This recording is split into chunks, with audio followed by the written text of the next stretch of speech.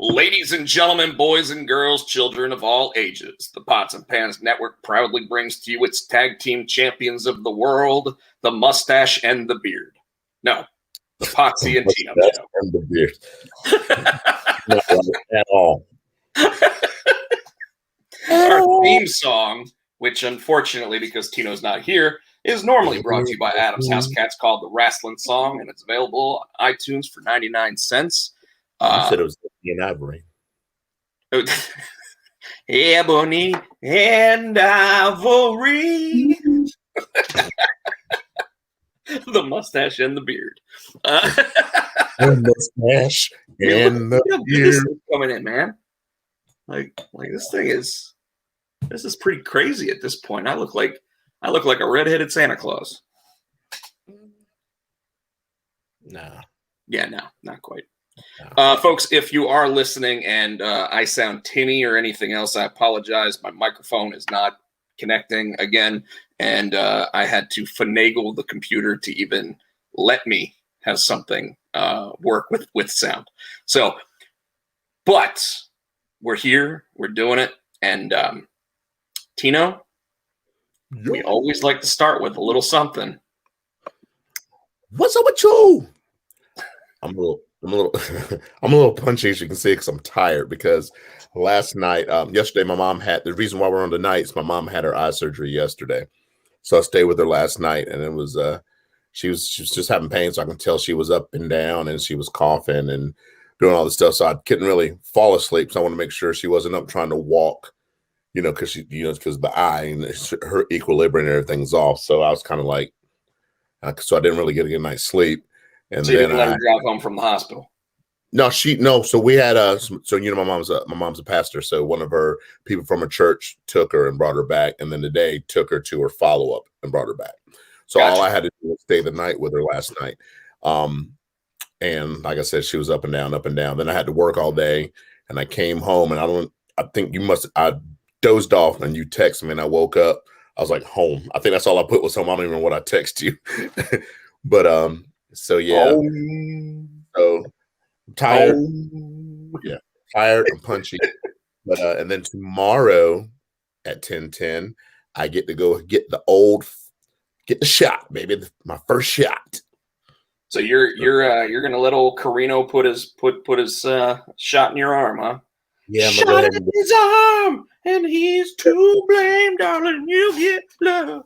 All the stuff that I'm doing, working with the youth, and even though we're still masked up, and my day jobs, I think they're going to try to start opening and letting a few people in here soon. Not anytime soon, but I just want to be prepared. So, and my mom's 70, so if she keeps having to have things, and I'm always masked up and hands washed, but you never know what jumps on you, So I don't want to take it to her. It's funny. My mom is going to be 72. Mm-hmm. 72 in about a month. My mom will be 70 in August. Yeah, so my mom will be 72 in about a month, and she's the one that's actually out in the virus land more than everybody else, because she works at a high scale restaurant called the Angus Barn. It's still open? Yeah. Oh. So they were closed for a while, and then they opened back up as soon as restaurants were allowed to open back up.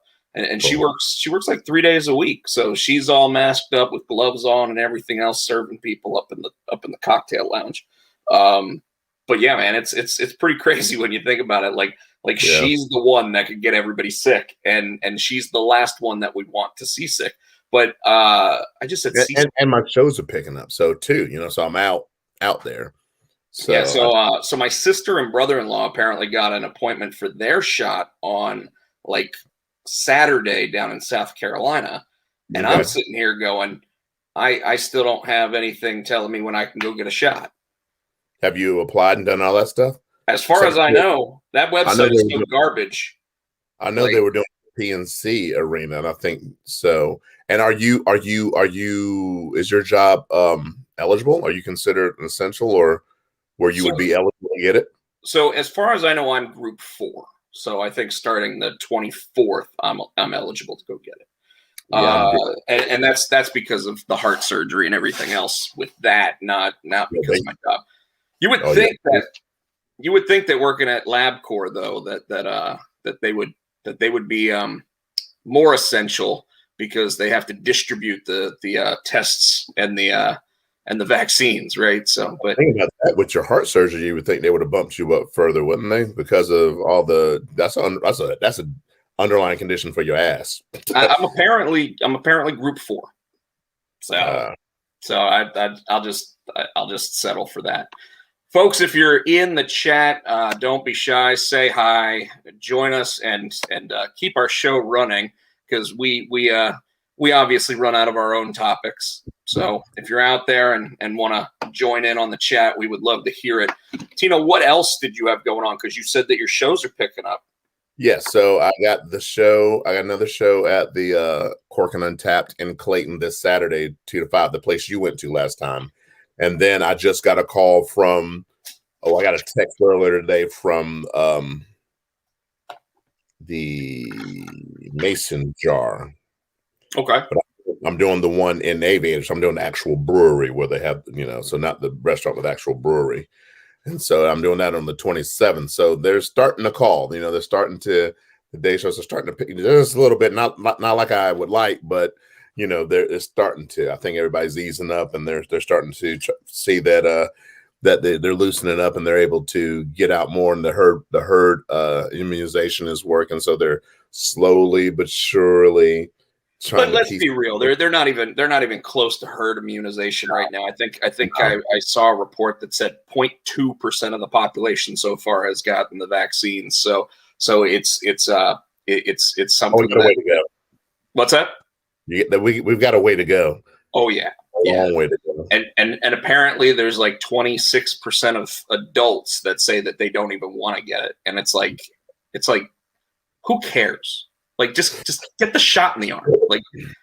It's not even the same kind of vaccine as vaccines in the past. It's not. It's from the antibodies of the disease. It's not from the disease itself, like in the past it has been. And then a lot of people shot, and a lot of people getting all up because I think the RNA, and they're like, it's going to affect my DNA. No, it's not going to affect your DNA. No, you'll be fine. Yeah, no, it's pretty hot garbage when you think about it. It's that people are just so, I can't believe that you wanna blah blah blah blah blah. It just. Did you get a measles, mumps, and rubella shot when you were young? Shut the fuck up.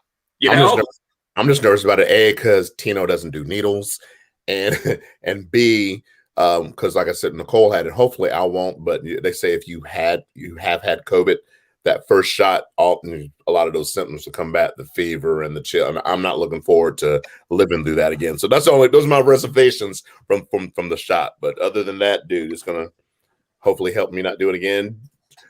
Joe.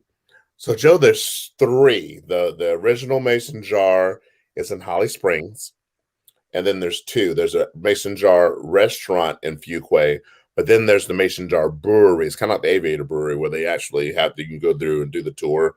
And I'm playing at the Mason Jar Brewery in Fuquay, which ironically is literally I can go to the road and see the Aviator from the Mason Jar Brewery. Yeah, it's like competing breweries over there. They just they want to do whatever they can to not necessarily put each other out of business, but definitely get some business in their restaurants and bars before the other one does. So anything else going on? How's the fam? They're good. Like I said, Haley is still in school. She made the volleyball team, but it's kind of like a not the school team, but it's like an intramural kind of thing. John's Illustrations. God loves you. Yes, he does. Who's John? Do you know John's Illustrations? I don't believe I do.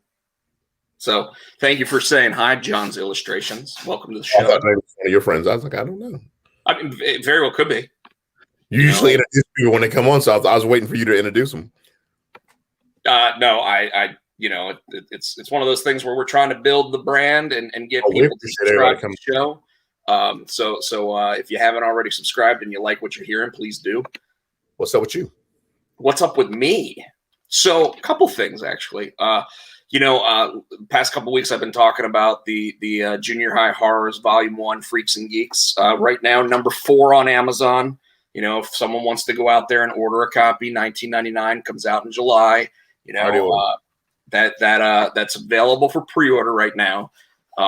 We'd love to get back to number 1. We're number 4 in teen fiction about a teen right now. Had another article for Mainframe Comic-Con come out last week, and I was talking about Christian and how they should involve him in the Roman Reigns and Edge storyline, and now I guess that can't possibly be a thing. No, we'll talk about that later when we talk about pro wrestling. Let's see what else. I got into a fight with somebody on Facebook. What? Because of people not wanting to wear masks. Oh, here we go. This is what I'm waiting for. What happened to do? Is it going to be a Rob's rant? I guess it could be a Rob's rant, but no. So Katie's husband, friend of the show, Katie. Oh no. Her husband posts a picture because they're on vacation right now down in Disney World, and it says, "Hey, look, Rob, I'm wearing a mask." Okay. So I was like, well, good on you for following the rules, because when you go to Disney, you gotta wear a mask, right? So I said, good on you for following the rules. About time that you finally wanted to, listen, Well, this other person sits there and posts, really hope that the guy who commented above is being sarcastic. Okay. About you? Yeah, talking about me. And I just basically went, sure, I'm being sarcastic that you should be wearing a mask in public right now because 116 million people have had a virus and 2.2 million of them have died worldwide. And sure, let's just take the masks off. Let's go ahead and do that. In fact, on top of that, Tino, if we're not going to follow the rules, let's just take off our clothes and just walk around naked. How about that? Nobody wants to see that. This dude sits there and writes some novel back, okay, and obviously isn't very intelligent because they're talking about wanting to level out the curve. Fauci's always talking about leveling out the curve and everything. And this guy sat there and said, level out the curb, like the street corner. Yeah. Okay. So because he wrote this novel, I sent a message back that said, I don't have time to read your novel. And since you obviously don't know how to curb your paragraphs, I'm just going to say that what I meant by going out in public naked is because you have to wear clothes to go into places. Not anything to do with whatever you were talking about. He was talking about STDs and all this other bullshit and whatever. And then 5 minutes after I sent the response, I just blocked him. He's not even on my friends list, but I blocked him. I was like, fuck it, I'm done with this. So yes. Wow. So that one kind of set me off, man. I just don't have time for stupidity in my life. No. We should all love each other and be excited to have these opportunities to have conversation with people and actually push forward intelligence, right? Yes. And instead what we're getting is the movie Idiocracy, where the smart people just don't have the ability to procreate anymore. And because of that, the world is getting stupider. And stupider and stupider. And for example, this week, cancel culture, that wonderful thing, Tino.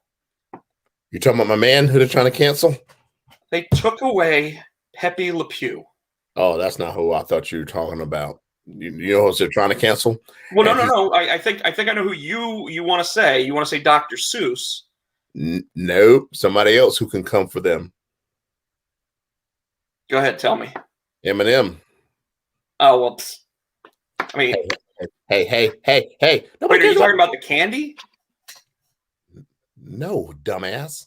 You're talking about Marshall Mathers. Yes. Okay, so here's my thing with that. He is a foul-mouthed rapper, and he has always been a foul-mouthed rapper. Sometimes he appears pretty intelligent, and other times, like when he was on Monday Night Football, he looks like he's high and stoned off his ass. No, that was years. No, he's been clean for 12 years, bro. Sure. My point is that I'm not surprised that someone wants to cancel his foul-mouthed behavior. I'm not surprised somebody wanted to cancel Pepe Le Pew when you think about it. Well, and you know, when you actually think about it, the character portrays somebody who can't keep his hands off of the ladies, right? Mm-hmm. But to say that a 60-year-old cartoon is promoting rapey behavior is pretty. I mean, come on. I think that people have forgotten the satire that comes with cartoons. And what I mean by that is oftentimes it's like pro wrestling, okay? Okay. The character of Apollo Crews now, being a Nigerian prince. How many people already want to cancel Apollo Crews because now he's playing around with an accent and everything when 2 weeks ago he spoke perfectly good American English, right? And Kofi's from Jamaica. And actually he's not. He's from Ghana. I know. I'm saying, you know, but like, and that's just it, you know. Ghana's from Russia, you know what I mean? And it's just it's like you said, they're actors and characters. Well, it goes back to Muhammad Hassan. It goes back to the Iron Sheik. It goes back to Ivan Potsy. It goes back to, you know, there have always been satirical, stereotypical characters, but cartoons were exactly the same way, and cartoons have been doing it for 70 years. Like, why hasn't South Park been canceled yet? Oh, I'm sure it will be. No, but it seems to be that it makes fun of everything, which makes it okay. But it's not okay.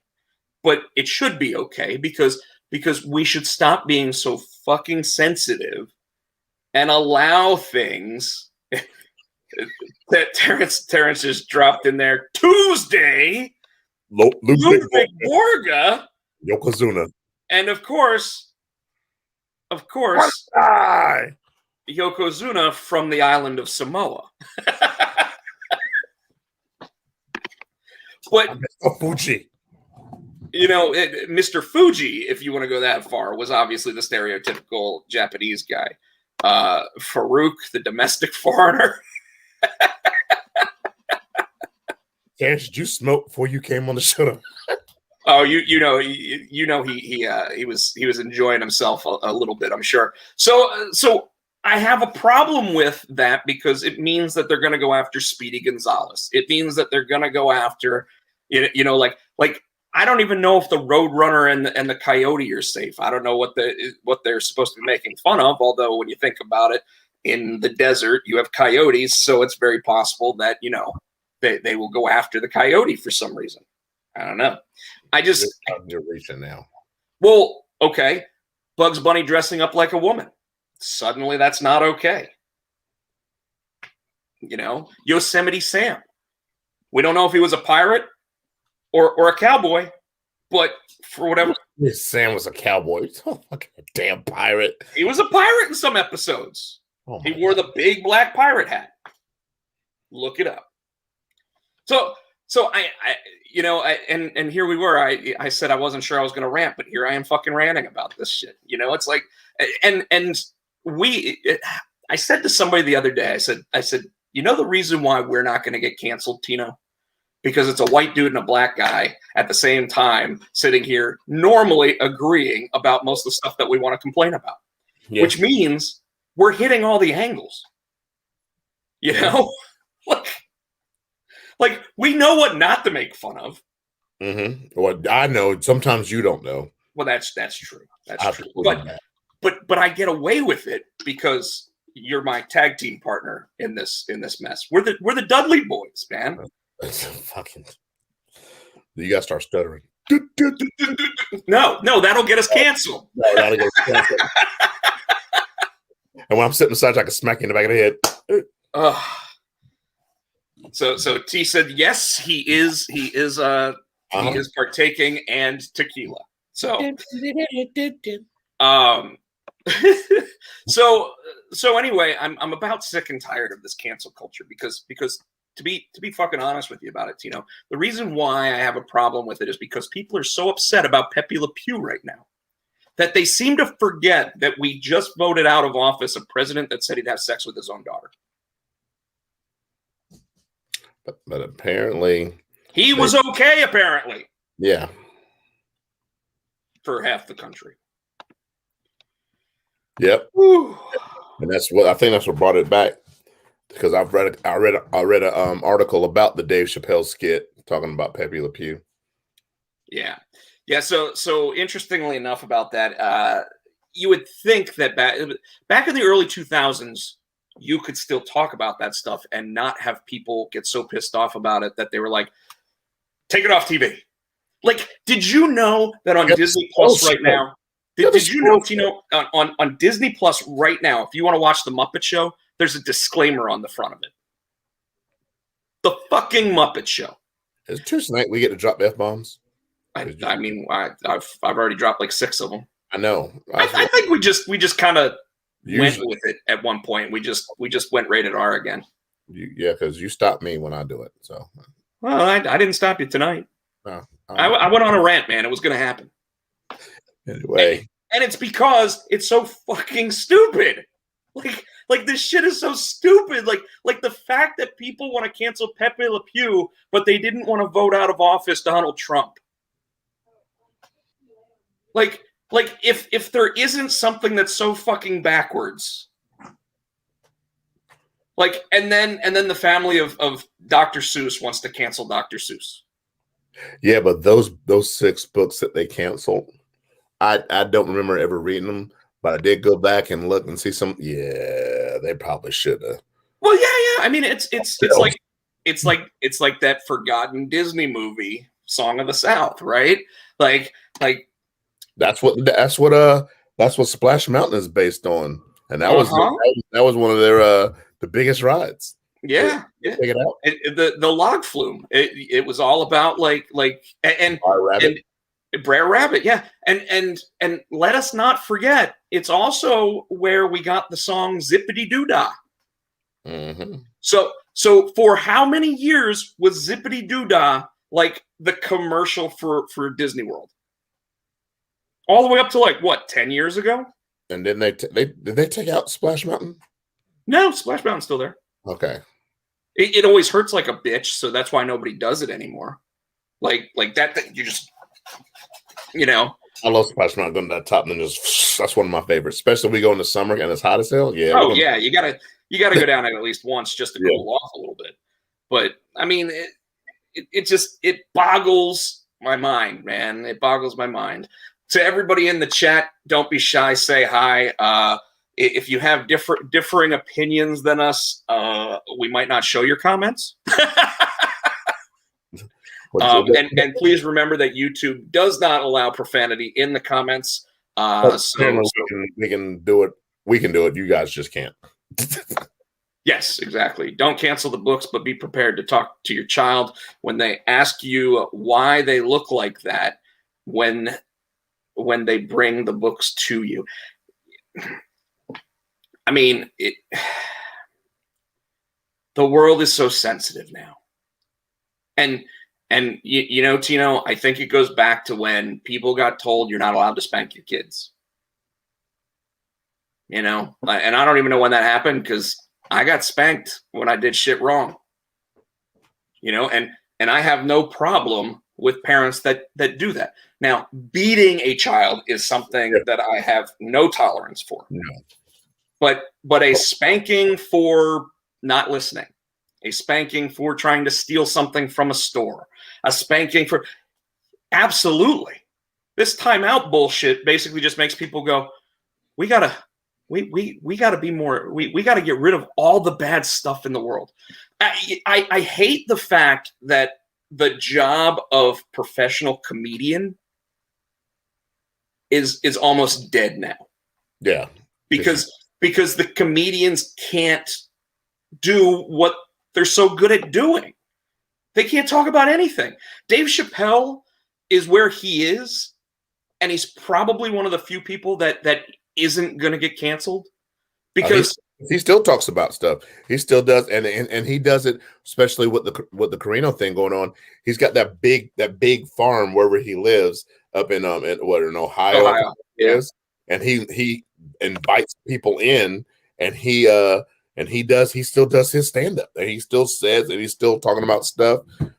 I'm like, he's inviting other comedians in to do their stuff now. It's actually helping save his community. You know,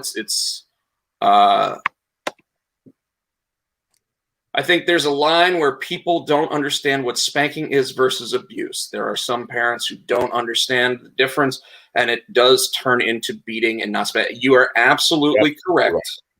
And that's where, like, I actually liked my dad's approach to it, which was, I'm not going to hit you while I'm angry. Exactly.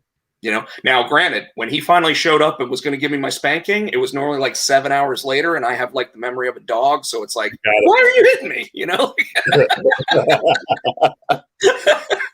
But he'd be like, oh, you'll remember. Oh, you'll remember why I'm hitting you. Oh, okay, Dad, you're right.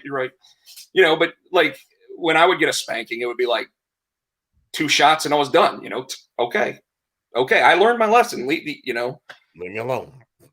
Stop hitting me. Or even worse, my dad would grab my hand and do this number. And stop hitting yourself. Stop hitting yourself.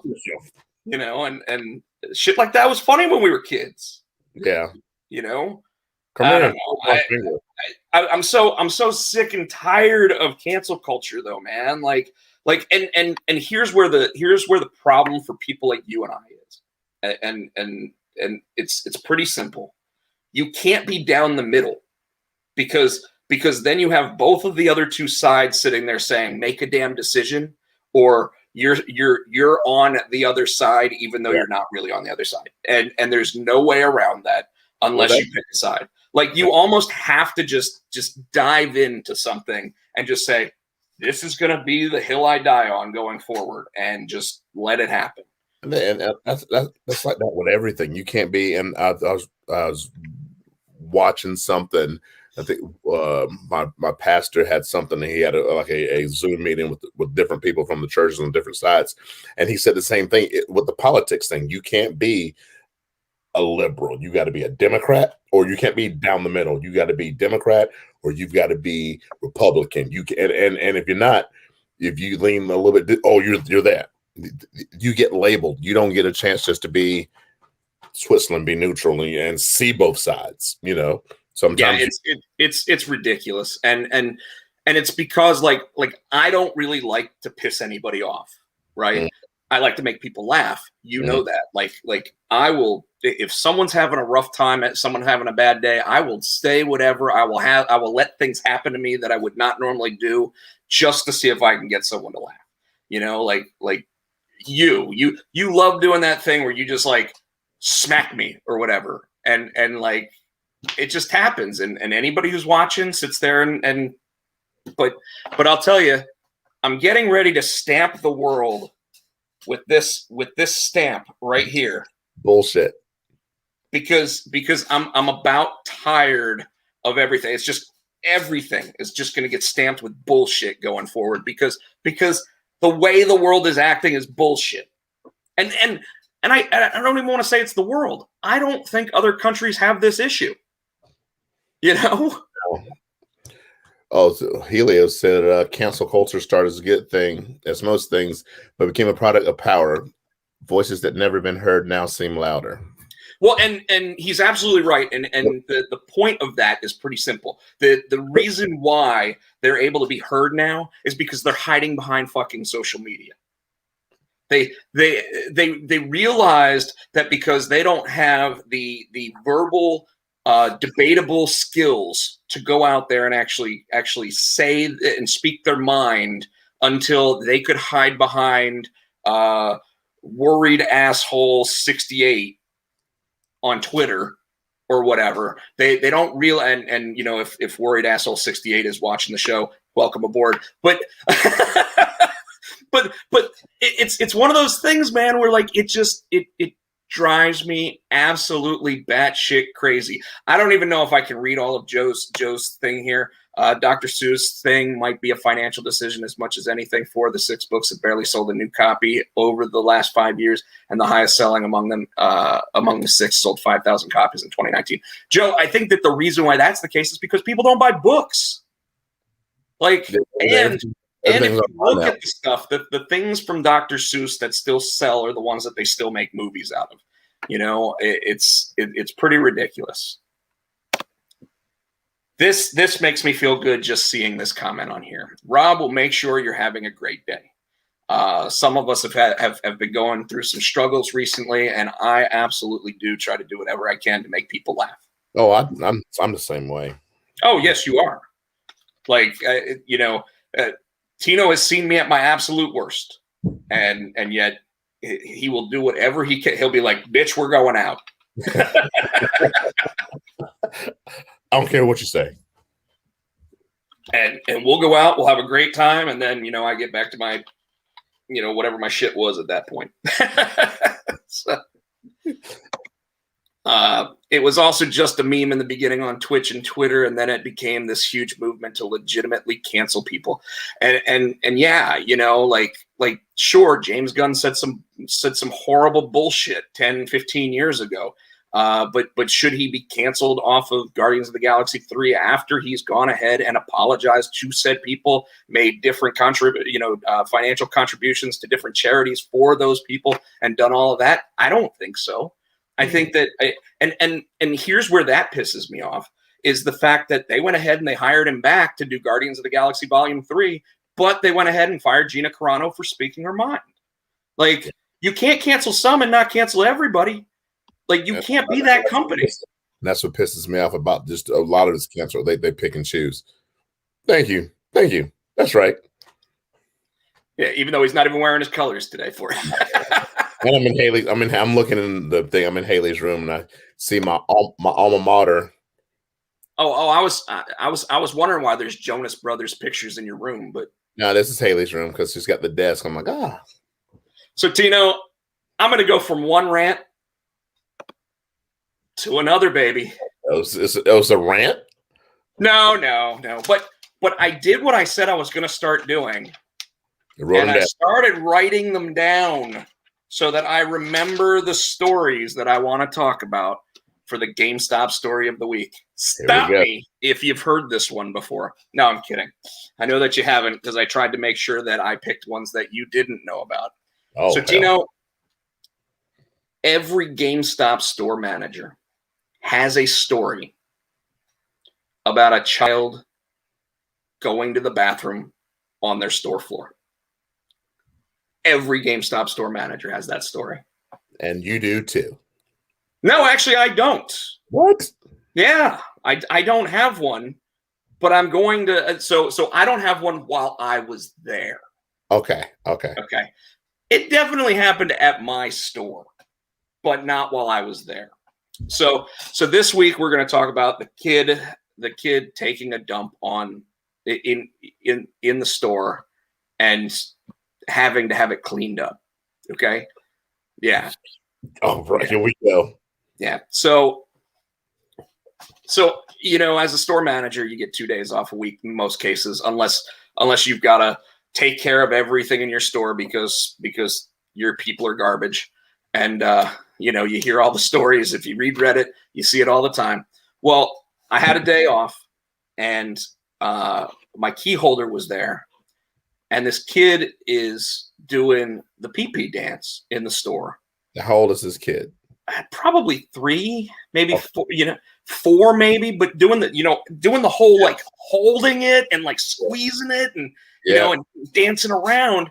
And the dad's like, I told you you're gonna stand there and you're not gonna do it. And here's why, because we were just in a restaurant and I asked if you had to go to the bathroom and you said no. And kid sits. I've been guilty of that. I can't even lie. I've been guilty of that. So kids doing the pee-pee dance, holding his little quarter-sized unit and everything, just like squeezing as hard as he can. And he's like, Dad, I gotta go. And the dad's like, would you stop? I'm talking to the guy about a PlayStation. I want to know, this is my time. You had your time at the restaurant, all that shit, because dad needs to know about that PlayStation, right? And all of a sudden, he starts running down the leg. And this was a store that had carpet. Oh, no. Okay. Running down the leg. Kid's sitting there, and he's still doing the pee-pee dance. But so now it's like splashing, Right.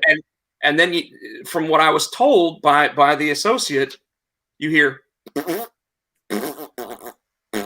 and something else starts running down the leg and onto the ground. And the dad is just looking at the kid. And you could tell he wants to smack the kid now. But dad's too smart for that, because you smack that kid at this point, it's going to be like an explosion. Yep. Like everywhere. So dad is sitting there and he's like, what the hell did you just do? Oh, you are in trouble now, mister. And the kid's like, and so what's the dad do? He just tells the employee that his son had an accident. He didn't even try to offer. Oh no. Oh no. No, and it's crazy, because more often than not, that's not your job. They don't tell you. And so like, my closest story that I have to this is that this one family, when I was working at Northgate Mall, back when the GameStop was still in that store, they were in that mall. A dad and his kid walk in, and the kid keeps picking games up and just dropping them on the floor, right? And you know me, I'm one of those people where you do it once, okay.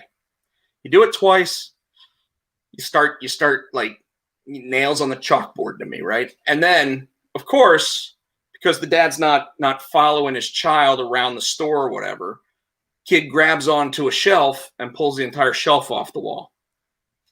Games everywhere. And I walk up to the dad and I said, can you do me a favor and tell your kid to stop doing that? And he goes, it's your job to fix it. And I was like, it's also my job to tell you to get the fuck out. So I did.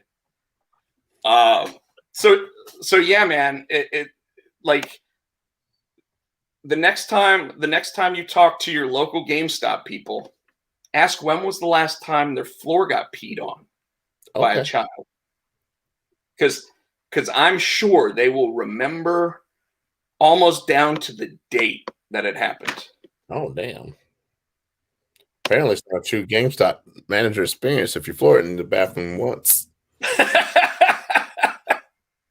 Thank you for that one, Weggy. Weggy is also a former GameStop store manager. And he's not wrong. Like when your floor is the bathroom, I would rather have, and this never actually happened for me, but I was always expecting it, because I over the past 6 or 7 years, people have gotten very, very adamant about bringing their animals with them into stores, right? Well, support animals? No, it's just assholes that are like, oh no, I'm bringing my dog in, and I have no problems with people bringing their dogs into my store, as long as the dog doesn't use the bathroom in there, or start chewing on something that doesn't belong to them, or, and most times the dogs were actually pretty well behaved. Sometimes they'd be puppies. So when they'd bring a puppy in, you were always worried that, there was going to be dog pee on the floor at some point. So I never had a problem with that. In fact, at one point I even asked if we could have a store dog, And my boss at the time said, if you can get it approved by HR, I have no problem with you guys actually having a store pet. So I thought that would have been really cool, you know. Now, granted, what's up? HR didn't agree with you. I don't think I ever asked. I don't think I ever went that far because it would have been my own personal money going into purchasing the pet. You know what I mean? So like, I kind of just let it go. But you know, like people would always be like, is it okay if my dog comes in? Yeah, no problem. But when people just brought their dogs in, it's like, hey, you know, like there might not be a sign that says no pets, but there isn't one that says pets allowed either. You know? So the emotional support animals, I don't know how I feel about that, man. I've gone to conventions now where like they've got support pets at them, and I kind of like the idea of that. You know, like I wouldn't mind having but I also think about it and I go, I feel bad for the pet. Because, you know, a lot of times, like, you're not allowed to pet the dog, or you're not allowed to, you know, and it's like dogs need their pettings. They can pet the dogs. You can't pet their dog. Yeah, well, and you know, when it's an emotional support animal, a lot of times, as long as you ask, they normally say okay to it. But like, if I see a dog, I'm not wanting to ask if I can pet it. I just want to pet it. You know, I'll get canceled for that, I'm sure. So. Yeah. Really well.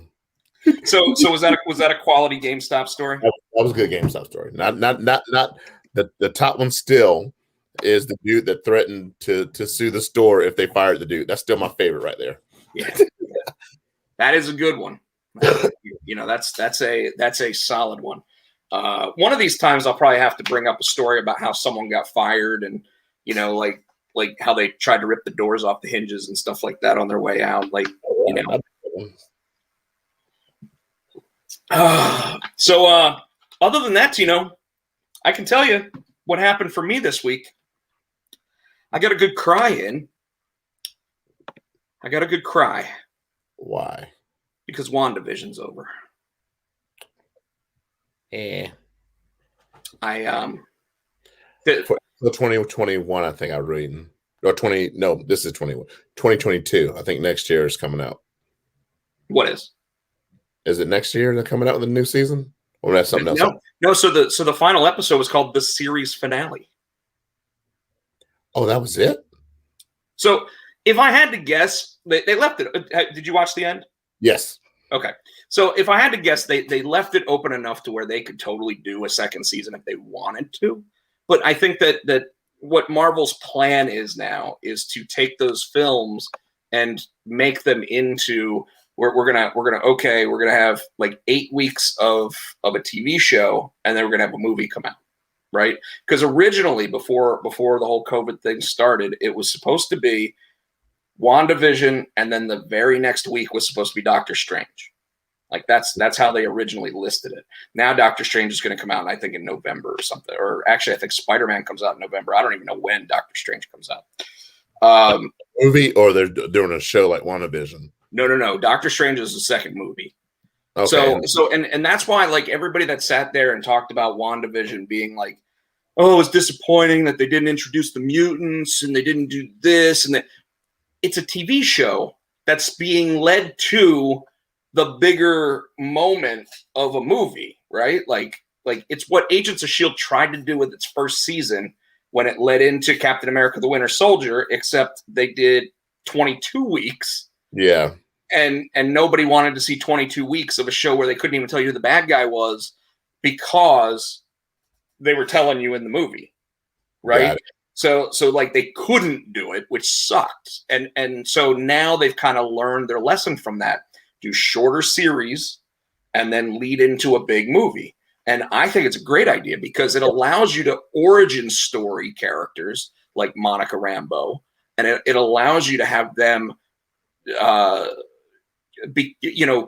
get characterized and actually like led into, okay, I understand this character now.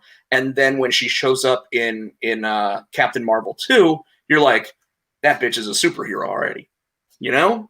Yeah. Like, and I didn't say that because she's a woman. I said that because I would have said, you know, Bucky or Falcon, that bitch is a superhero, you know, like that's just how I would say it. And so Sanity Through Music says that she has mixed feelings about emotional support animals versus service dogs. Yeah, I think most people do. Apparently, to have an emotional support animal, all you have to do is fill out some paperwork and train your dog to stay by your side. Whereas, obviously, service animals serve a purpose. My buddy Kevin has a service animal because he is stuck in a chair at all times. So the dog helps him do a bunch of things that he can't do by himself. So I get it. They're very well trained dogs, but I still want to pet them because that's what I want to do with pets. Why the fuck am I watching? I didn't even watch and wrestling. Joe, are you drunk? I think he meant any wrestling, and we're getting ready to get to wrestling, and you're watching because you love us sketchy. Yeah, and we're talking about the fun stuff because the other thing I watched this week, Tino, fucking hilarious. What's that? And we're fucking hilarious. Hilarious. And we haven't been canceled yet. Yes. I don't know. Are we still on the air? Did YouTube actually knock us off yet? So the other thing that I watched this weekend, and you'll be happy to hear that I watched it, Coming to America on Prime Video. Yeah. And go ahead. It wasn't as good as the first one. It was still, you still had the funny moments, and I like the way they paid homage to the original, but it just wasn't. I mean, it was still funny. It was still good, but it wasn't as good as I thought it was going to be. So it was more fan service than anything else. It was definitely done to get you to laugh at all the characters that came back to do a second, like the fact that they did a Duke and Duke scene in it. Yes. Had me laugh my ass off because I just watched Trading Places again a couple weeks ago. And a lot of people that don't realize it. What's that? And they were in the original Coming to America. Yeah, they were at the very end when he walks by and he gives them his money. Yep. And he's like, Randolph, we're back in business. But a lot of people didn't, like that was probably one of the first times of a shared universe of movies when you think about it. And apparently there was an interview out there where Eddie Murphy actually said that at one point he wanted to do a scene with the Klumps in this. And he just said that it'd be way too expensive to do it, so he didn't do it. They brought back Louis Anderson. Oh, they did a flashback, so they had Samuel L. Jackson in the film. Like everything you think about, they went everywhere they could. The one thing that I was listening to Kevin Smith's. The lady was still barking after 30 years. Remember he left it all. That was funny. Whatever business you would like. Wesley Snipes was phenomenal in it. Oh my God, he was so funny. He was probably the best part of the whole film. I think that Leslie Jones went a little too far because that's her style of humor, and I don't really understand it. So I kind of wish that they would tone her down some because I think she'd be a lot funnier if she wasn't always just yelling. Yeah. What's that? Samuel yells too, and everybody loves him. But he always says "motherfucker." It's like, why are you yelling? I'm not yelling. That's the way I talk. But he's funny when he does it. I think Tracy Morgan was actually a good addition to it. The one thing that I saw was on Kevin Smith's podcast this week. Mark Bernardin, the journalist that he does the show with, who's now also a writer for different cartoons and things like that, basically said that the thing that he did not like about it, and I kind of agree, was it went and made fun of the African stereotypes more than it made fun of the people from Queens, right? Because the first movie was all about the African guy who has everything all put together, and this is how his life's supposed to be, saying, I don't want to live that way. I want to actually go out and sow my oats and find myself a wife that I actually connect with. So he goes to Queens and of course sees all the craziness of mid 80s African American culture in New York, right? So the Jerry curl, the horrible the horrible singing, the Randy Watson scene, the chicken in the offering plate, you know, like everything that you had in that first film, you know, they really didn't have any of that in this, because what they did was they basically said, well, in the 30 years since you last saw these characters, Eddie Murphy became his dad. Yeah. And I think even though the reason why he went there in the first place was to not do that. I think that was the point of the movie, to show that he turned to his dad, and his son, you know, helped him see, oh, I'm turning my dad. I didn't do the things that I set out to do and that I said I was going to do. So I think that was and I agree, but it took that moment that, you know, 30 years later to sit there and make the decision of who's going to lead the country when he dies. Like it took it you know, and it all took because he had a bastard kid, right? Bastard. And they never went and got a paternity test or anything like that. That's what I said. I'm like, why don't they take a DNA test? Because he remembered her, and she's like, oh, wait a second, no, I don't. And then they're both doing the same head bob and everything, and she's like, boy, I think you are his kid. So I had a pretty good time. I had a pretty good time with the movie. I fell asleep the first time I was trying to watch it. So I watched it like right after I woke up the next day, so I could be like, okay, why did I not stay awake for this? But there were some really good moments. I like I said, I loved Wesley Snipes in it. Wesley Snipes was phenomenal. I love the fact that Tracy Morgan's cousin was Randy Watson.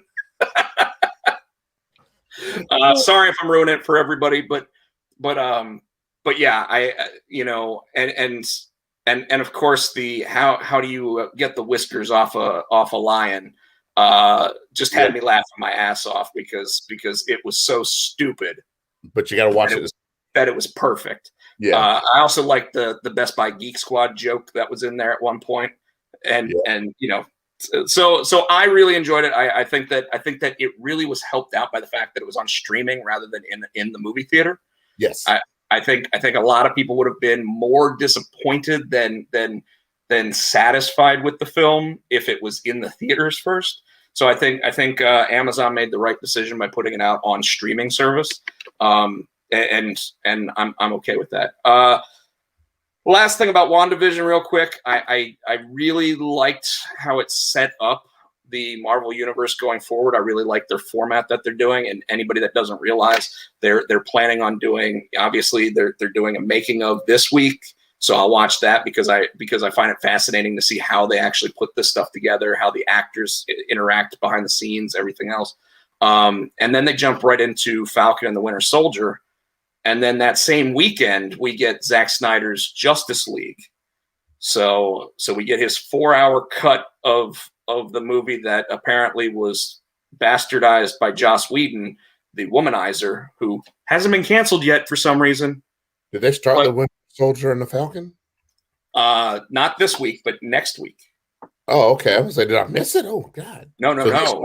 And that's gonna be I think 6 45-minute episodes. So, but that on Fridays too. What's that? Is that gonna be on Fridays too, like WandaVision was? Oh yeah. Okay. Yeah. Fridays is gonna be the Disney day now. And I don't know if you heard this, Tino, but they just hit 100 million subscribers. Wow. 100, and I don't know how many of those are the $7 subscribers versus the $13 a month for all three services, but 100 million subscribers, and that's in what, just over a year? Yep. So that's insane. I'm doing it when it first came out because I knew that it was going to be something, and I think when it first came out, that's about the time they put Hamilton on there. So originally, I got it because of Hamilton, and then we got to look at it. I'm like, oh, look at all this cool stuff that's on here, you know. And so I'm like, if you want 30 seasons of The Simpsons, it's right there, you know. Yeah. But I mean, think about it. It's 100 million subscribers at even $7 a month is $700 million a month coming into Disney from that service. Like, you don't need to raise the price. No, it's 700 million. Like, I just got a notification. I logged into Netflix for the first time in probably 6 months because I've been watching Disney so much. But I log into Netflix and it's like, oh, your Netflix price is going up to $17.99 next month. And I'm like, Why the fuck's it going up to $17.99? Why? Yeah. $17.99 a month. I gotta check mine because I might be canceling fucking Netflix. And I mean, they're going to be doing, what are they doing? A movie a week now? And like some of those had like super high budgets, like the one from the Russo brothers a couple months ago, and The Rock and what's his name? Ryan Reynolds have a movie coming out with Gal Gadot on there. So I mean, like, I'm gonna watch that shit, but $18 a month? Like, I don't even pay that for cable. right. So anyways.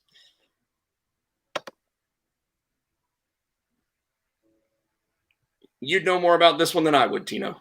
Rest in peace, baby, baby. Yep, it is. I forgot about that. Yeah, he's right. Yeah, I noticed all over the Facebook today. Yep. All over the Facebook. 4 years, man. Yep. Yeah. You know what that does? Thanks, T. You know what that really does? That makes us feel old. Yeah. Knowing that somebody that we grew up listening to died 24 years ago. I mean, next thing you're going to tell me is like John or Jim Morrison died like 50 years ago today or something.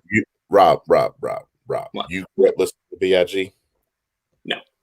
Okay then. But you know me, man. I don't listen to a lot of music. So I grew up listening to B.I.G., but I didn't. Let's talk about what we came here for. Oh, you want to get to it? Let's get some wrestling. Yeah, because I can feel myself I can feel myself deflating. Yeah. All right. So we're going to start with Wednesday, and we're going to make our way through Monday night. Okay. So when are they supposed to be moving NXT to Tuesday? So, to my knowledge, it will be the Tuesday after WrestleMania.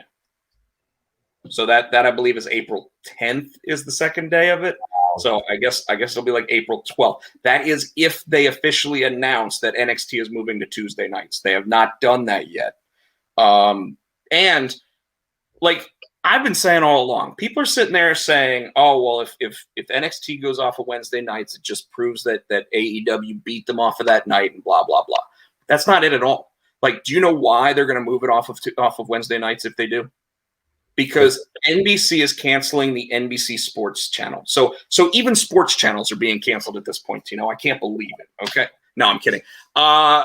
They've decided that it's just not a profitable venture for them, so they're incorporating it into their already existing Universal channels, which includes USA. So what they're thinking about doing is moving hockey, which has Hockey Night in America on Wednesday nights, move to USA channel. That would unfortunately force NXT off of Wednesday nights, and in this situation, give us the move there. So Mr. Helios says wrestling. I don't know if I could give less of a crap about anything than a 4-hour Snyder. Joe, I would say that Roman Reigns biopics, you probably would actually watch even less than you would want to watch the Snyder Justice League cut. But here's the deal. It's going to be on HBO Max. I'm going to watch it. I just, like I want to be able to sit there and say, yeah, it wasn't as bad as the first time, but who knows? The hell? I don't know. We were talking about South Park earlier. Yeah, can we give it? They took his job. Whose job? South Park's job. So, all right. NXT, AEW. I'm going to tell you, AEW last week was very entertaining. Okay? And you know me, it's very hard for AEW to entertain me. Like, what part entertained you the most? Entertain me the most? I mean, Shaq getting knocked out by going through a table, and Cody Rhodes getting up and walking away from it. And then Shaq disappearing just magically, like out of the like. What the hell that's about? Well, he's with Bray Wyatt now, apparently. So when Shaq get that first chop on Cody, and it sounded like a damn cannon went off in that place, he slapped the shit out of Cody's chest. And you saw it. I was like, oh my God.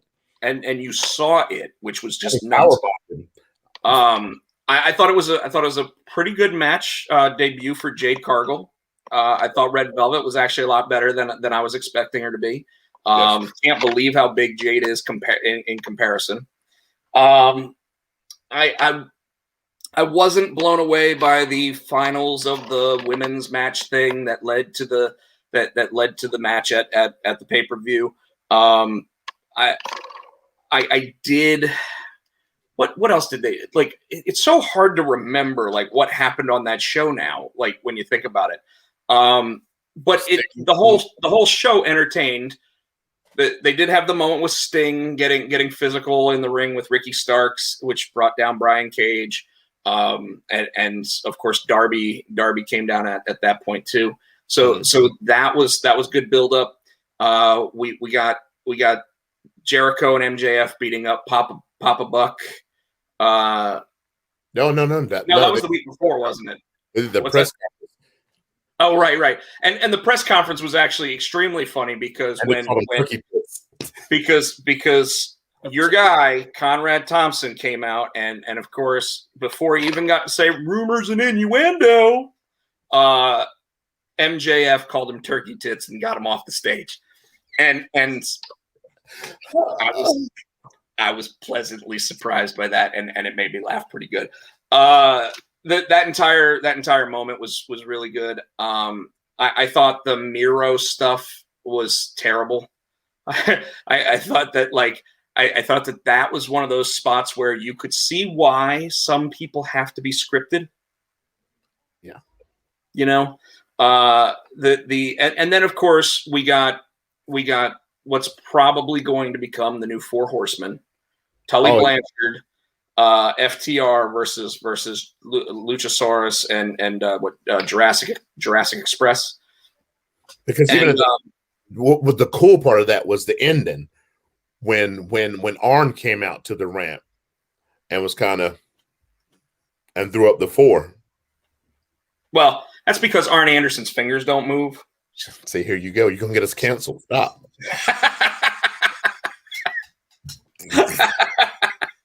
You're probably right.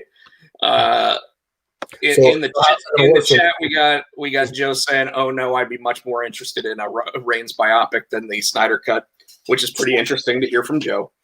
Is JJ part of AEW now? So I mean, how's that going to? No, so I think that was a one and done thing because of Jim Crockett Jr. passing.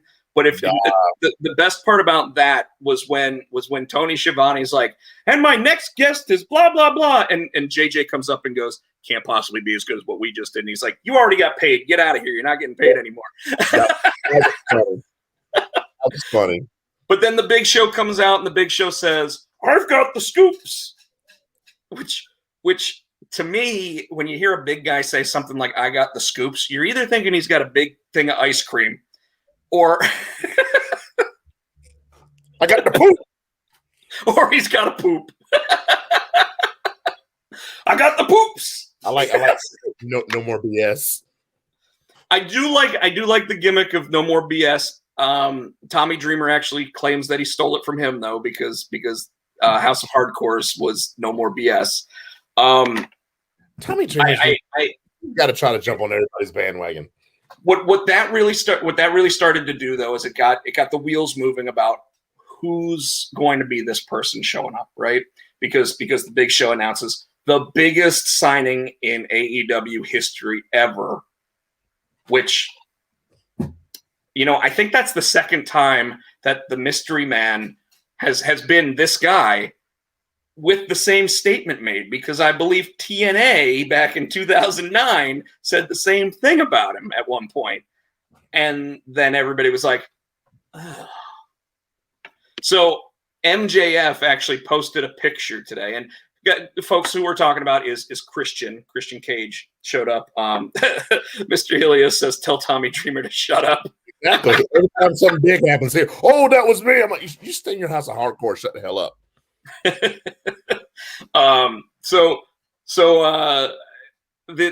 idea that it ended up being Christian, obviously last week I wrote the Mainframe Comic-Con article about Christian saying that he should be part of the Roman Reigns and Edge storyline. and now it can't happen. Christian actually said in an interview with Renee Paquette today, who is formerly Renee Young, he said that as of Wednesday, when they announced on TV that they had the biggest announcement, he's saying he was not signed to a contract at that point. And that it wasn't like when he walked out there and signed that piece of paper, that was his contract that he was officially signing. So he agreed to show up and everything. I guess first one's free in that situation, right, Tino? Yeah. But so I loved what MJF posted though. He posted that picture of Christian like this, looking out into the crowd, which in AEW right now they actually do have some people. But it said when Christian walks out and you're behind him, wondering who's standing behind him as the legend that's coming out. Wow. And it just has me sitting there going, like what would have made it better to me, because this is the way that they've done it in the past. Like when Miro was the best man, right? They had Kip Sabian have all these different people come down to the ring to say it was him first. I think that it would have been awesome to have Diamond Dallas Page come down and then be like, Dallas, it's not you, or like that kind of moment, and then have the fireworks that happen at the end of the show happen and have Christian come out for that. But so I. You know what? I think that we ought to just go ahead and talk about the AEW pay-per-view as we're talking about AEW, unless you want to talk about it by itself, because I do have a banner for it. If you want to talk about it, I didn't get to watch it, so we can go for it. Oh well, let's talk about NXT first. I thought NXT once again did what they do best, which is they put on an amazing show in terms of the wrestling in the ring. Dude, my favorite was the damn counselor. I know. Sessions. So folks, what Tino was talking about is Johnny Gargano took what's his face to counseling because he had been captured by Dexter Lumis and taken away and after a weekend with him or whatever showed back up, and he's kind of been off since then, right? And like she kicks Johnny Gargano out of the room, and then she kicks Candice out of the room. And then before when she kicked Johnny out of the room, Candice sitting there was like, "Oh yeah," and I feel, yeah. And Johnny's outside. Is your husband texting you? She goes, "No," and he opens the door. He goes, "Oh, Uber Eats." Uber Eats. And then of course you had Indy sitting there talking about, "Oh, I totally want to be in a dark place with him. Oh, I'd love to be alone in the room. Oh, I'd love to, and like she's sitting there writing indie wrestling Loomis. And then of course like the therapist finally gets just what's his face in the room all by himself, and she basically tells him, "Oh yeah, I was talking to Dexter Lumis just earlier today," and like the things he was saying, and he's like he never said anything to me. Like I just thought that he was very lonely and. Watch a cartoon. Anyway, like the whole thing was just awesome. Johnny pays her off at the end, though. That's what it. And then Johnny pays her off at the end, which was just perfect, right? Just perfect. The main event of NXT was stellar. Finn Balor versus Roddy Strong. Yes. Everyone sits there and talks about how Roddy is like the weak link of the Undisputed Era, and it's matches like this that remind you that Roderick Strong, for a long time, was one of the best performers in the wrestling world. And I'm going to tell you, Tino, Finn Balor, since going back to NXT and specifically since becoming the NXT champion for the second time, has been amazing. On fire. Like there is nothing he can't do in the ring, and the only thing I'll say about it is that if I have to hear them sit there and talk about the joint manipulation one more time of any of these wrestlers, because it wasn't just when Finn did it. It was also during the women's tag team title match where it's like, and Shayna Baszler with the joint manipulation, and you can just see what she's doing with those joints. And I'm like, okay, Vic Joseph, calm down with the joint manipulation, okay? Okay? Just calm down with that a little bit. Pete Dunne is not wrestling tonight. So, anyways, very good Wednesday night. Both shows, I think were excellent. Starting AEW off with that tag team match with Shaq was a great way to have one of those moments, and here's the props for them, okay? One of those moments where you are able to sit there and call your friend and say, if you're not watching AEW, you got to see what just happened to Shaq. And you know, it's Mick Foley's going to win the title tonight. We've all got to watch Monday Night Raw, you know, like, and that's so kudos to them. Except I noticed that both shows' ratings went up. Like, NXT is getting viewers to show up to watch their program now. And AEW also is doing that, but neither one of them, I mean, we're talking 100,000 people difference, which sounds like a lot, but it really isn't that much when you're talking the 0.4 versus the 0.32 rating. Like they are this close, and we're just getting to where it's like 1.6 million viewers per week total watching pro wrestling. And I think that that's where they're missing something. And yes, if and when NXT goes to Tuesday nights, both of them will be trying for that million mark. AEW will probably hit it first, but don't be surprised if on Tuesday nights, NXT just comes out the gate and starts really showing what they can do, because now they're starting to add that humor moment into their shows. They're starting to make you laugh a little bit more. They're starting to actually like listen to their audience, and they're giving us what we want. And AEW, in a lot of cases, is going to the WCW well. Yeah. Oh, we're gonna bring in the celebrity this week. Oh, we're gonna bring back an old guy that everybody remembers who can still go in the ring. And I'm not saying that WWE doesn't do that. Obviously, Edge coming back at 48 years old is doing the same thing. But at the same time, NXT, sure, they brought out LA Knight, you know, and they showed him for the first time this week, but they don't really seem to be trying to go, here's the shock value moment of the week and blah, blah, blah. If you're not watching NXT, why are you even alive? They're not doing that kind of thing. They're like, we're just going to run our show, and we're going to give you the best damn wrestling product on the planet. Yep. You know, and that's what they're doing.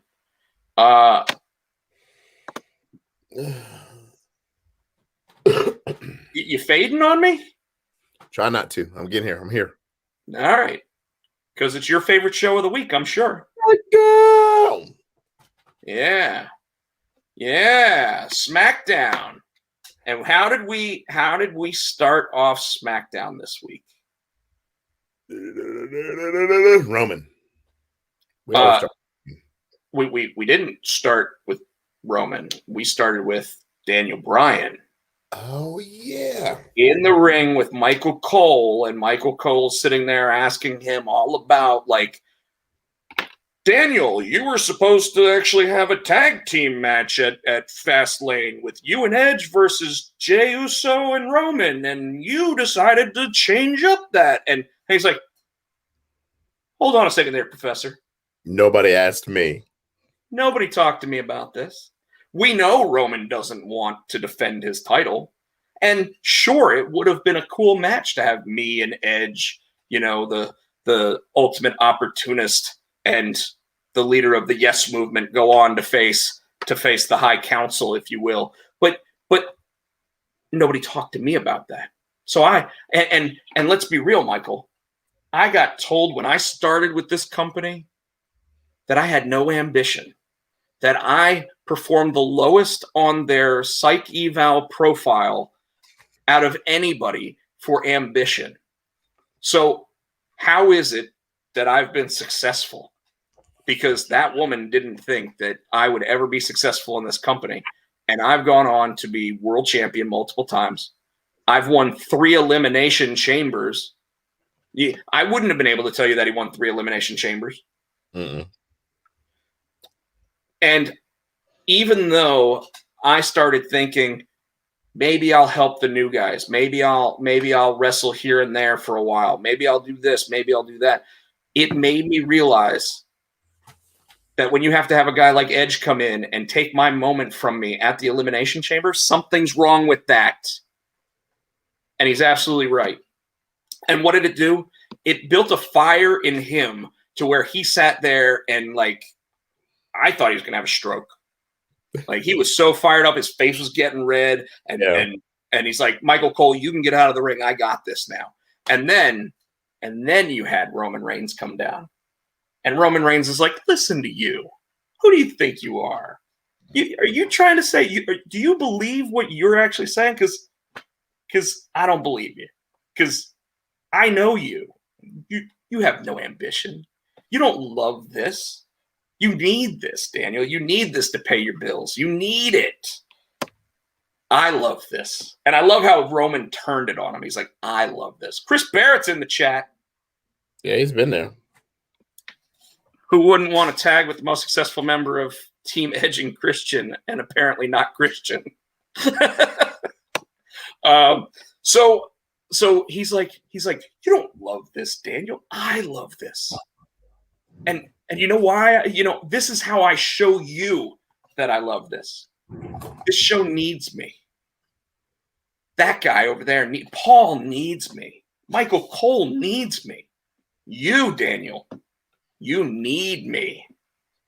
And like, you could just see like smoke coming off of Daniel Bryan during this, man. But Tino, tell me that just by being in that one movie with The Rock, that Roman's personality change and everything, and his ability to deliver lines has just exponentially increased since he came back. I think he's always had it in him, but they always scripted him. I think now that they're letting him kind of do what he wants to do and show that side of himself, I think that's him. I mean, I think it's been in him all along. He is the best heel that doesn't raise his voice since Chris Jericho. When Chris Jericho would come down and he'd be like, I'm the best in the world at what I do, and you need me as your champion. Like that's like, but Roman's doing it in such a way that, like, I almost worry that when the crowds come back, that he's not going to be able to deliver the same way, because he's not going to be able to get that crowd to shut up. They can turn him down right now. Yeah, he's still got a microphone. I mean, he can still do that because Jericho did it with the crowd screaming. You know what I mean? Chris Barrett says, Paul Heyman, my financial advisor, does not need Roman Reigns. Not true. Paul Heyman likes to spend money about as much as he likes to make money. So he and he's never been good with money. I mean, look at ECW, right? So terrible. So we get more Ding Dong Hello. And now it's got its own theme music and everything. Mm-hmm. Reggie gets fired by Carmella finally. And then it's slapped out of him by Sasha. By Sasha. And of course, Bianca basically sits there and says, Sasha, see what you did? You just cost us the tag team champion. Like this is your fault. Fix this. Yep. So, Chris Barrett, you're not wrong when you say silent heel. Like Jake was excellent at that, but Chris Jericho was too. Like that transformation of going from Y2J to the guy who would wear the suit and like poke you in the chest and just talk to you without a microphone. Like it was Jericho at his best. And I think that most of the wrestling world that was watching him just missed out on it because they didn't want to like him. And when you look back now, you're like, damn, he was good at that. Like he was good.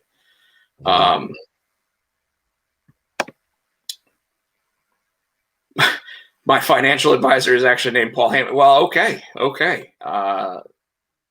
That's That's awesome. I'd love to see his business card. Yeah. So Tino, what else you got from SmackDown? Anything? I think they besides the, I guess, Virgil. I keep wanting to call him Virgil. Circus Soleil dude. I guess he's going to be with Sasha. It does look like he's going to continue to come down and mess with her. I think it's going to be going with Shania now. It does kind of look like, because she was like, he's kind of cute, and then they walked away.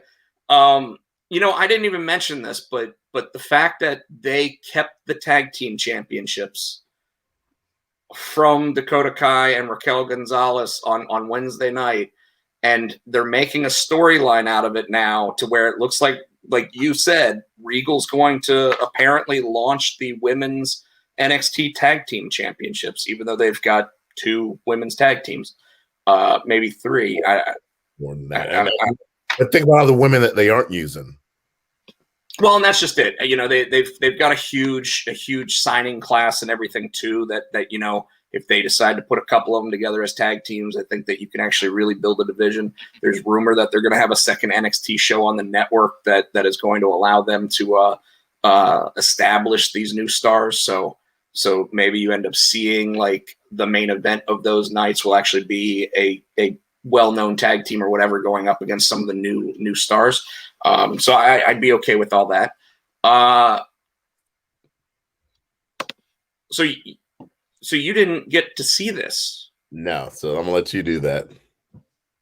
So I bought the pay-per-view. I paid the $50.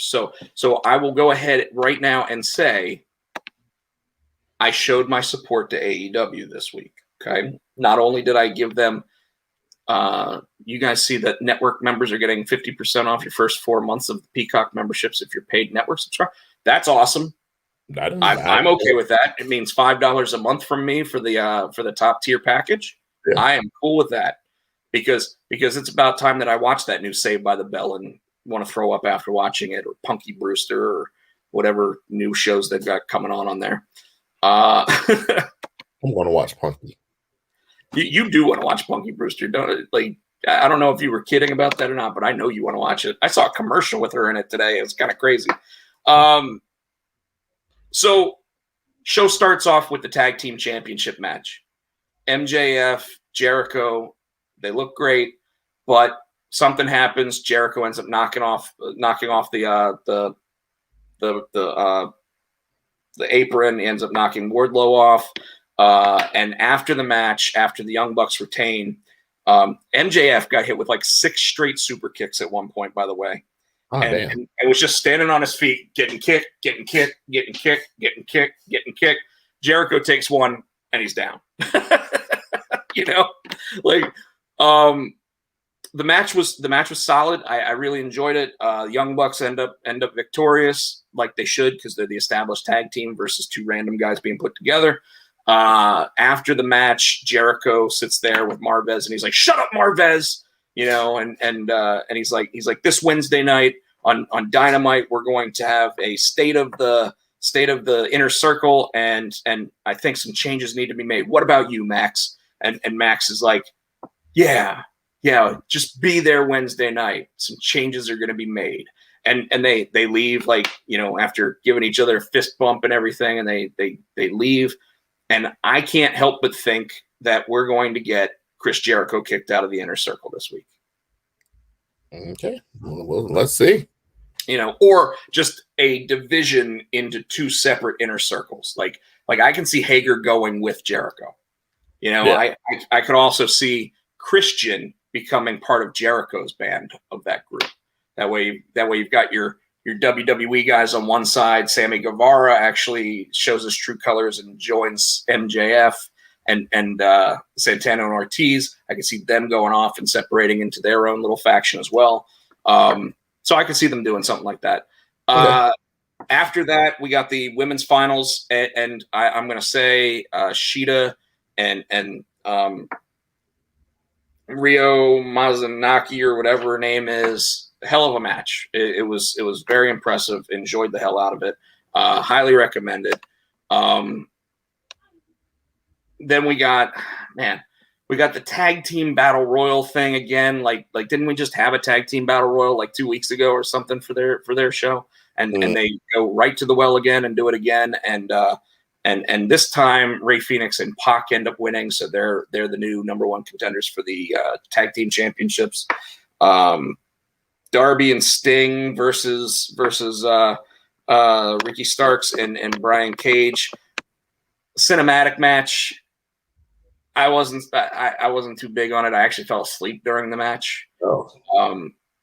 It all took place in like a garage or something that they set up a ring, and then they just all start like going all over the place inside this abandoned building or whatever.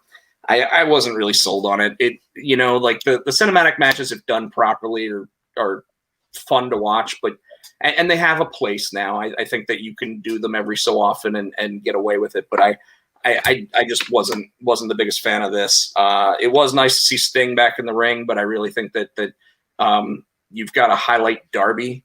I mean, when was the last time that he actually defended his championship? Every AEW pay-per-view has to have a tag team battle royal. Otherwise, it wouldn't be an AEW pay-per-view. Chris Barrett, I'm beginning to think you're right. Now, they have done the buy-in, just singles wrestlers battle royals as well. This time it was a tag team battle royal.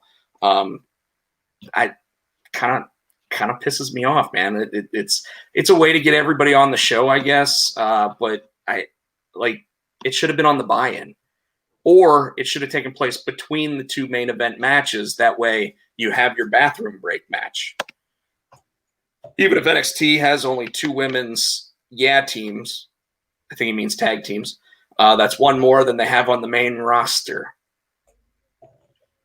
Yeah, that's what they broke up all the good female tag teams on the main roster. William Kay and Peyton Royce. And Nikki and Alexa, who, by the end, they were actually wearing similar outfits and everything else. So, and then, we got the moment where Christian comes out. I don't even think he said anything. He just signed his contract, and then walked out. Like, okay, and again, when he came out, you're like, oh crap, they signed Christian. That'll be cool, but what angle are they going to put him into? Like who are they going to have him face? I just killed a mosquito. Yeah. And it's not even warm enough for mosquitoes outside. That's not good. Riot Squad was another good tag team that they also had. I would actually say that Sonya Deville and Mandy Rose, when they were a tag team, was Fire and Desire or whatever. Thought that they were pretty good. Okay. And then the main event. Barbed wire death match. Exploding barbed wire death match. I'm sorry. I got to make sure that I get it right. Hell of a match. Like those two guys, when Moxley got busted open in the center of his forehead, and he was gushing, it was like Steve Austin against Bret Hart. Like, that's how much blood was good. It looked like someone poured a paint bucket on his face. Okay. Oh, he had so much blood coming down from his face. I thought he was going to pass out before the end of the match. They used real barbed wire too, because it got stuck in Moxley's arms multiple times, and very painful to watch. Tino, 20 years ago, I was down for this kind of match, and now I don't want to watch him anymore. But it was interesting. They when you got thrown into the ropes, an explosion went off, and their pyro guy was pretty good for these. Like Kenny would get thrown into the ropes and you'd see an explosion, and Kenny would sit there and he'd be like begging the referee for water. And the referee was actually wearing like a hazmat suit so that, he didn't get blowed up, so it was cool to see stuff like that. And we got all the way down to the end of the match. Anderson and Gallows come down from Impact Wrestling, and they bring out even more toys, more baseball bats and stuff with barbed wire on it. Kenny Omega sits there and hits Moxley ends up hitting everybody with the barbed wire bats, but it's not enough. Omega ends up hitting him with a one-winged angel on top of a barbed wire steel chair. 1, 2, 3, match is over. But apparently, if you don't get out of the ring within 30 minutes anyway, there's no way to turn off the explosion. And they get down to about 6 seconds left. Eddie Kingston comes running down to the ring. He dives on top of Jon Moxley. And then I thought Goldberg was coming out because of the pyrotechnics that went off. It was just not Goldberg, Gilbert. The sparklers. So just to tell you, like, something definitely didn't go off the way it was supposed to. And AEW immediately leaned into it and just said, we fucked up, right? But they didn't do it in the simplest terms of just saying, we fucked up. When Jon Moxley came to, he grabbed the microphone for the crowd that was still sitting there, who were all like booing at this point, and he's like, I got to give Kenny Omega credit. Guy's a hell of a performer, but he can't do shit when it comes to making bombs. It's like, and apparently Kenny Omega is pissed about it. You're not wrong. I'm down for exploding barbed wire death matches if done properly. This wasn't done properly. Most of it was. It was the end that wasn't. Like the explosions went off pretty well. The outside the ring where they had landmines that would explode underneath these tables of barbed wire, like they actually would go off.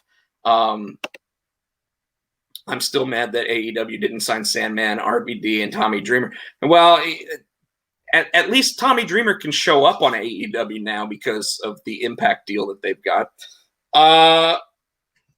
But yeah, so I think that what this was supposed to do was it was supposed to turn Eddie Kingston face, so Eddie Kingston would actually go against Kenny Omega, but Jon Moxley, based on the amount of damage that he went through, would now be out so that he can go have the birth of his child. Right?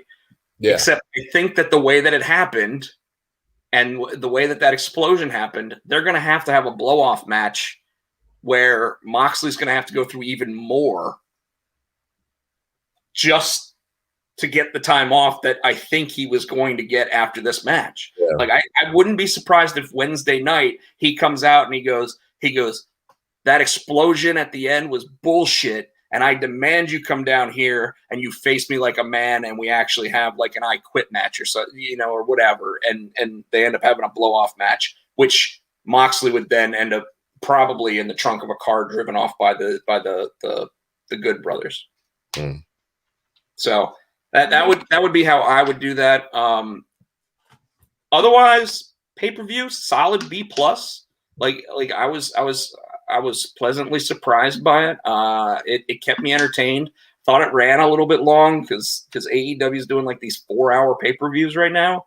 They don't really need to be 4 hours, folks. They cut them down to 3 hours and cut out the battle royal that we don't need. Fill it with 2 other matches like a straight up Jungle Boy versus Tully Blanchard match. I'd be down for. But anyways, that was my feelings on the pay-per-view. And okay. Now, real quick, Tino, because it happened last night, did you actually get to watch Monday Night Raw? No, I'm going to watch it tonight. I watched bits and pieces of it. Like I said, I was taking care of Mom, So I'm going to tell you, I watched it on Hulu today because for whatever reason, my DVR decided just to only catch 5 minutes of the entire broadcast. So I watched it on Hulu today. They did a rematch between The Miz and Bobby Lashley already. Oh, yeah, I don't understand why, but okay. I don't understand it either. Like, at this point, they should have held the rematch off until Fastlane. And I gotta say, like, I don't know how they're doing it, but I think they want to make The Miz a babyface again. Like, he's fighting with Shane McMahon as to why he got forced into this match, even though in his own words, I defended the title. I defended it by any means necessary, and I walked out with that title by count out, and you were forcing me into another match when no one else would have to do that. He's not wrong. Like good deal, though. They're telling the truth, but it's in an asshole-ish way. Right, but they're now trying to show Shane McMahon being a heel. Obviously, Bobby Lashley is a heel. So, I mean, like, in all of this, I think that what they're trying to go for is the sympathetic babyface with The Miz as a guy who got wronged and isn't going to stand a chance in the way that they're going to present against him, trying to get back the championship that he cheated to win, right? Yeah. Yeah. I don't like at all the Braun Strowman, Shane McMahon build-up bullshit. Like, Wow. it was such a bad bullshit thing that they did. Shane McMahon sits there and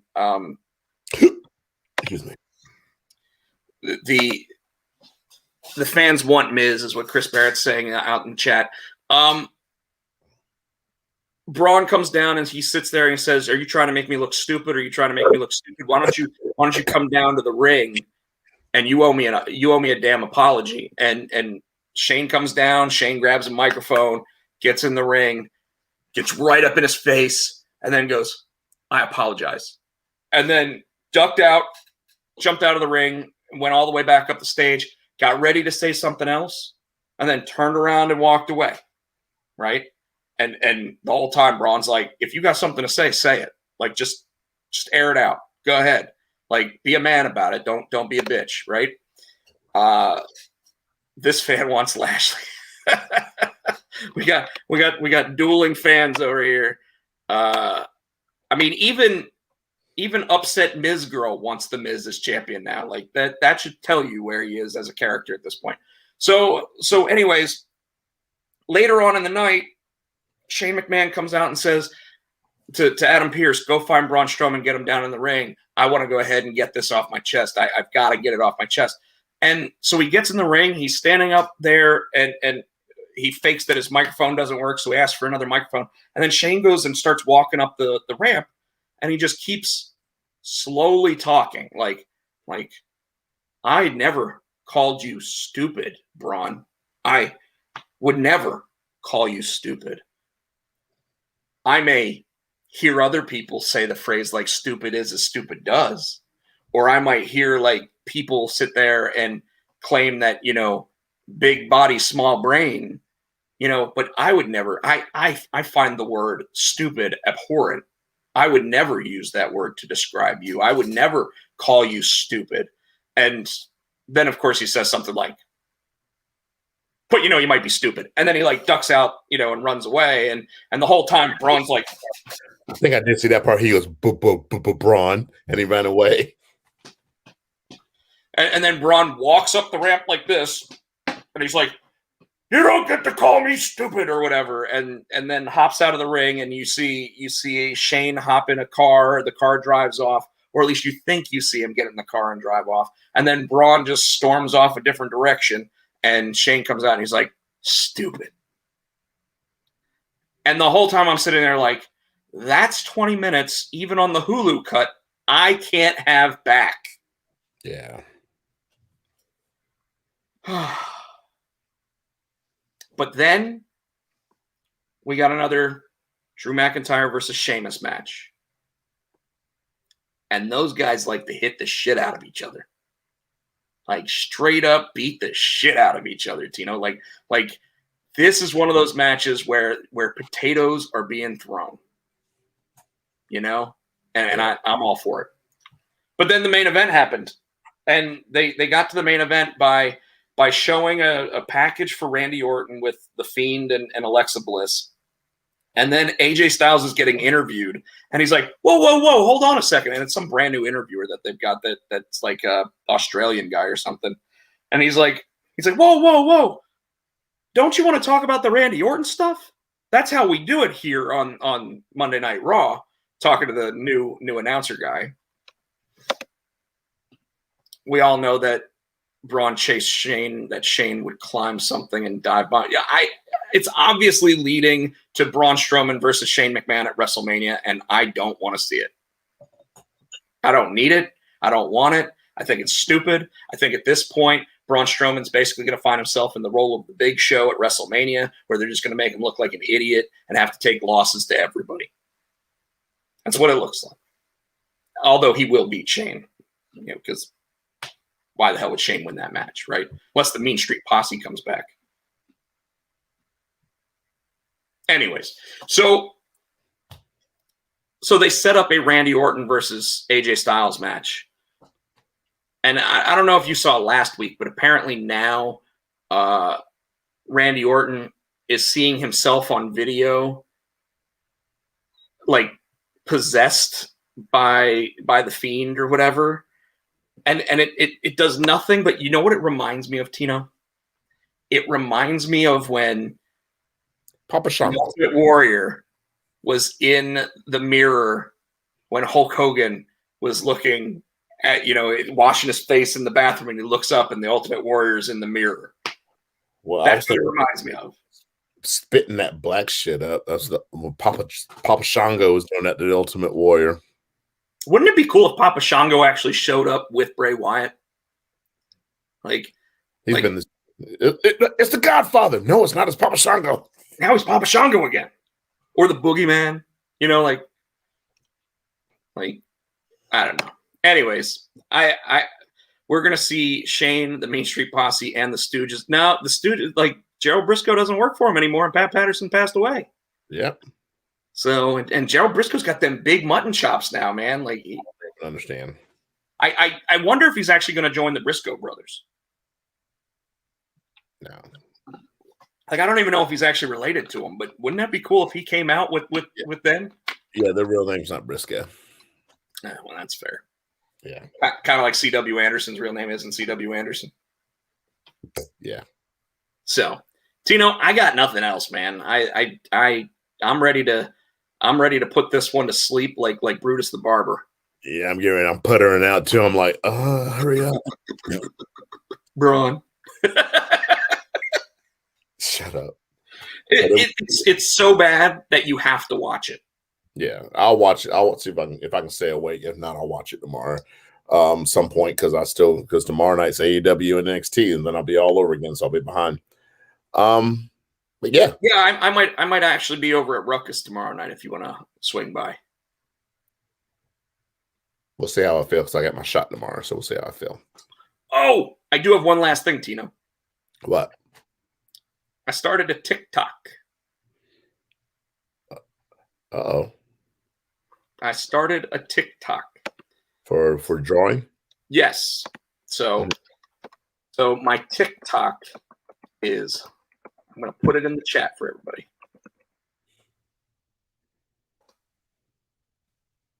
You can go to Rob Potsy Potchak on TikTok and watch time-lapse videos of me drawing. And wait, what? Sorry, I was going to TikTok, but I forgot to cut the volume down on my phone. I was So you got hit with that random TikTok video where it's like some girl sitting there saying, "I only want you to like or comment where you're from on my video for it." Yeah, we understand why, because the more people that comment and shit like that on your TikTok, the more views your TikTok gets. Everybody knows the algorithms. You don't have to sit there and bullshit me, okay? Oh, there you go. Anyways, and so apology. That did you follow me from the show or did you follow me from yours? I just went to TikTok, typed in Rob Popsy. I thought Rob Potchak and it came Rob Popsy Potchak. And I hit a little plus sign, so now I'm following you. Right, but remember you have the Potsy and Tino TikTok as well. No, I follow you as me, so I'll go back and follow you under there too. So anybody who wants to go ahead and follow Rob Potsy Potchak on there, is Rob a New York Times bestseller yet? No, unfortunately. In fact, Chris Barrett, I'm going to say, if you haven't already ordered a copy of the book, we fell to number 4 on Amazon for the best for the new releases or upcoming releases for teen fiction about a teen. So anybody who's paying attention and enjoying our show here, if you want to have a fun book that you can read to kids or anything else, it is the first ever dyslexia-friendly comic book. And Tino, that's my last plug for the night. Go ahead and take us out, my friend. All right, you can follow him on the Twitter. He's at Podcheck. I'm Fan91. You can follow him on the Insta, Rob Podcheck. You can follow me at SC Tino. I'm tired. On the Twitter, it's Potsy and Tino. Facebook's a Potsy and Tino show. As always, I want to say thank you to Adam's House Cat for the wrestling song, which you'll find on iTunes for the 99 cents. And you're watching it right now. But Rob, give them your YouTube. The YouTube. Boom, baby, boom. All right. And as always, in Charlotte, since he got sent home by Charlotte. It's not in Charlotte. That's Andrade. We're not allowed to do that. Oh no. Ew. Ew. Charlotte sent him home, so he's all sad in that big house on the hill, and he's saying,